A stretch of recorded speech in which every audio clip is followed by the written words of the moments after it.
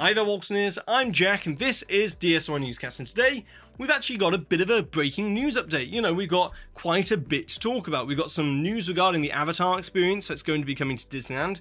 We've got an update regarding the Beyond Big Thunder plans for the Magic Kingdom. A smaller update, but an important one, which we'll get to in a little bit. But we've got an update regarding the Dino Land revamp to the Tropical Americas over at Animal Kingdom. But first of all, I want to talk about Tiana's Bayou adventure. As, to be honest, I don't want to bury the lead any further. As you see today, Walt Disney Imagineering launched a new series on YouTube. That's titled, We Call It Imagineering. And in this inaugural episode, it was all about audio animatronics and how Imagineering design, make, manufacture and program these audio animatronic figures for the parks. And as part of this first episode, Imagineering gave us all an extensive first look at just some of the audio animatronic figures that are going to be featured within Tiana's Bayou Adventure. And just looking at this footage, I think we're all having the same thought here, which is, wow, you know, these do look like incredible animatronic figures. And Imagineering is really going to be delivering in terms of the animatronics within this attraction. And obviously this is going to be using the latest and greatest in Imagineering's animatronic technology, you know, the A1000 series with the all-electric figures and the electric actuators and electric motors, which provides a much greater range of movement and fluidity for these figures. And this is clearly a massive upgrade over what was there before, and that's no knock on Splash Mountain, as obviously the animatronics within Splash Mountain, there was a huge amount of animatronics within Splash Mountain, but they were very much of their time in terms of the technology that was featured. You know, it was the technology of the 1980s and 1990s, and this is definitely bringing the animatronic technology into the 21st century in terms of the range of movement, the fluidity, and also the speed of these animatronics as well. And that's an important thing to note here, because if we look at, for instance, this Lewis figure, it's, you know, huge. It's a 7 foot tall figure roughly, and it's a beast of an animatronic. You know, this is one of the largest all-electric figures that Imagineering has ever made, and it can still move with great accuracy, much like all the other A1000 series animatronics. But the important thing is, Imagineering also stated that what we're seeing here with these intricate movements is at 75% of the speed of what it will be within the attraction, which means that when we see it within the attraction, it's going to have even more fluidity and speed to it, which will make it even more lifelike, which is very impressive. And then coming to the human animatronic figures like Tiana, Charlotte and Ralphie that we can see within this footage, it really is great to see the skin texturing on these figures, because Imagineering's really worked out a way to have that elasticity of the skin for these figures, and moving away from that projection animatronic figures that we saw with Frozen Ever After and Seven Dwarfs Mine Train for a period of time.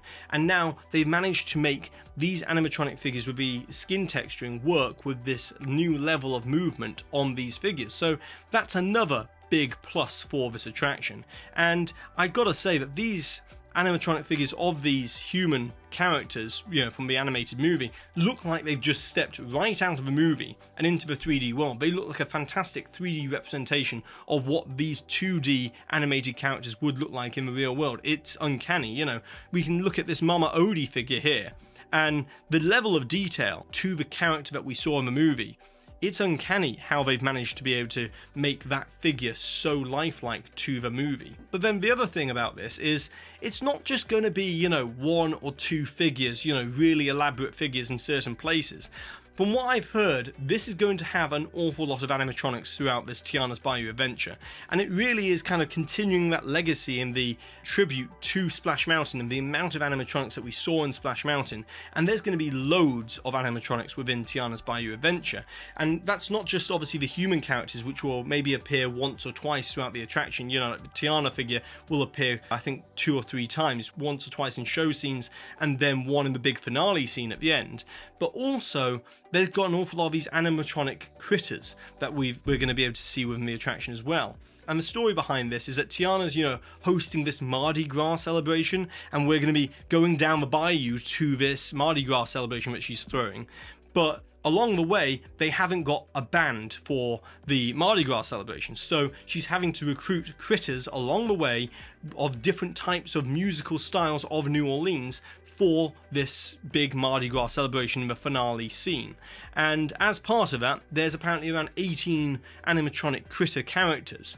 And I'll show some of them on the screen now, but there's a band of 6 which are going to be playing more Zydeco style music. And then there's going to be another band of these 6 animatronic critters as well that are going to be playing Rara music as well throughout the attraction. And there's 6 more animatronic critters that are going to be revealed next week or in the next week or two as well. There are going to be another 6 original animatronic critters for this attraction as well. And we can even see one of these characters within the animatronic test footage that we can see within Imagineering. And even this character looks absolutely fantastic in animatronic form. So I've got extremely high hopes for the animals within the attraction in animatronic form, as well as the human figures. So overall, I think this is going to be a big upgrade. And I know a lot of people thought, you know, when this attraction was announced, that it was going to be all screen-based stuff and it was going to be, you know, just a bunch of screens.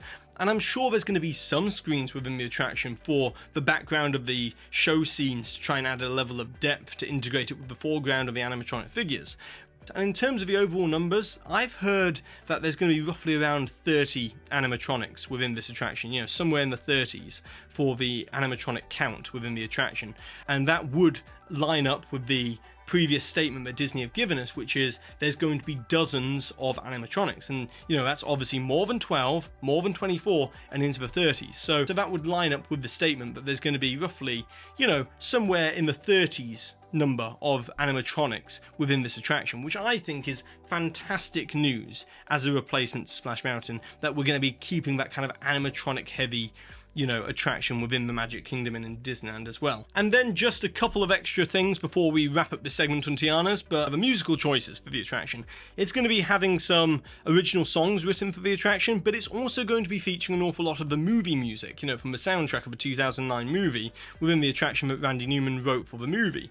And, you know, they've already confirmed Going Down the Bayou is going to be in one of the show scenes, but also Drew the Disney Dude over on Twitter also mentioned that he heard Dig a Little Deeper being played from the Lift Hill segment of the attraction. And that makes a lot of sense because we can already see from just being in the park that they've got the bottles, you know, from Mama Odie's house at the top of the lift hill. And so obviously Dig a Little Deeper will probably be playing as we ascend the lift hill. We'll probably meet Mama Odie and hear that song at the same time. And if somehow Imagineering managed to synchronize on up the line from the song Dig a Little Deeper, Blue Skies and Sunshine Guaranteed, with actually getting to the top of a lift hill and seeing blue skies and sunshine, well, you know, some of the time it is Florida, it's not always blue skies and sunshine, but if they manage to synchronize that on up, I think that would be a fantastic way of doing the lift hill on up and then the big drop down the other side. I think that'd be a different vibe for the lift hill, but I think equally so it would be iconic. So I think that'd be fantastic if they managed to do that.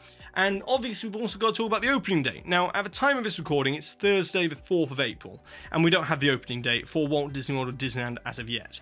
But Walt Disney World have quite a few things going live at Walt Disney World on June the 10th, mid-June. So possibly, could that be lining up with an opening date? It could be, but I think this thing's going to be open by late June at the latest. I can't see it going on later into July and August. It's getting very close to completion, and I think they'll be doing a 1-month cast preview of this attraction, a bit like they did for Tron Light Cycle Run. They did a very lengthy 1-month preview for the attraction, and I think they'll probably do the same thing here, where they'll have cast previews, they'll have Club 33 previews, they'll have DVC previews, they'll have annual pass holder previews, and they'll obviously have a media preview as well, but then they'll open it roughly around, you know, sometime in June. That's where I'm thinking it will roughly open. But obviously we don't have anything confirmed as of yet. Don't go booking vacations or holidays or anything like that based around the opening until we actually have an official date, which obviously I'll update you all on social media or in a video at some point with the opening date for this attraction, or you'll see it on Disney's social media as well. Anyway, so that's everything that we can talk about with the Tiana's Bayou Adventure attraction today. Now we need to move on to other things. And sticking with Magic Kingdom, the other thing we got to talk about, as promised, is Beyond Big Thunder. And the update here is that Earlier this week, there was a private media event held at Imagineering's HQ where Disney CEO Bob Iger and Josh D'Amaro, the parks chair, spoke to a select few members of the press about their plans for the expansions of Beyond Big Thunder and the Tropical Americas at Animal Kingdom.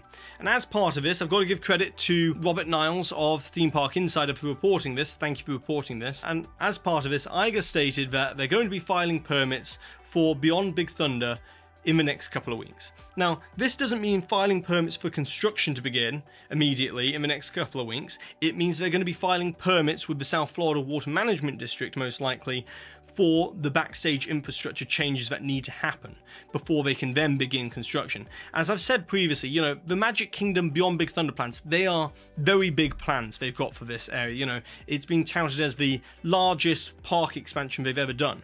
So the fact that they're going to be looking at it like that, they need to do an awful lot of backstage infrastructure changes to make that possible.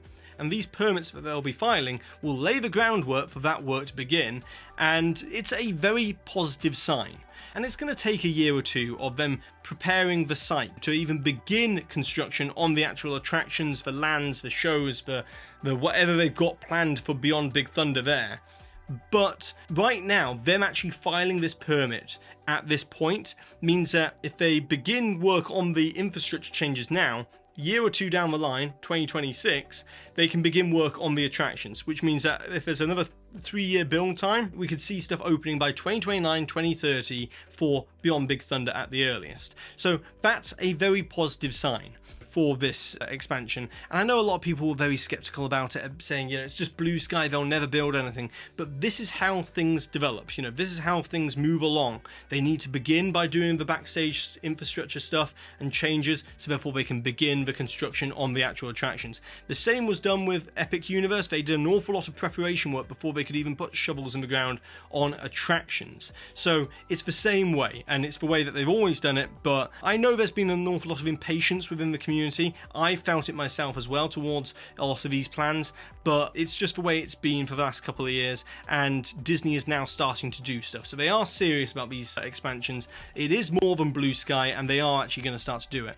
And speaking of which, because we're looking at a longer build time for the Beyond Big Thunder plans, a lot of the focus at D23 this year, I expect, will be on the Tropical Americas expansion. And we've actually got some news about that as well, because Imagineering today released a video saying that they've been on research trips to South America and also parts of Mexico for the Tropical Americas region, this land that they're building within Animal Kingdom. And they've actually moved beyond the concept art stage, and they're now starting to make this land up in 3D model form. So this is a big step for them to be able to start mapping out how this land's going to look in 3D form. And they've actually shown us, some early concepts of what they got planned here with the Encanto attraction, and then obviously the Indiana Jones facade, the re-theme of Dinosaur. So it's all very positive news, and it just goes to show that it is more than blue sky, and this stuff is in active development. But speaking of blue sky, we've also got to talk about yesterday at the annual shareholders meeting, Disney revealed a piece of concept art for the Avatar experience that's going to be coming to Disneyland.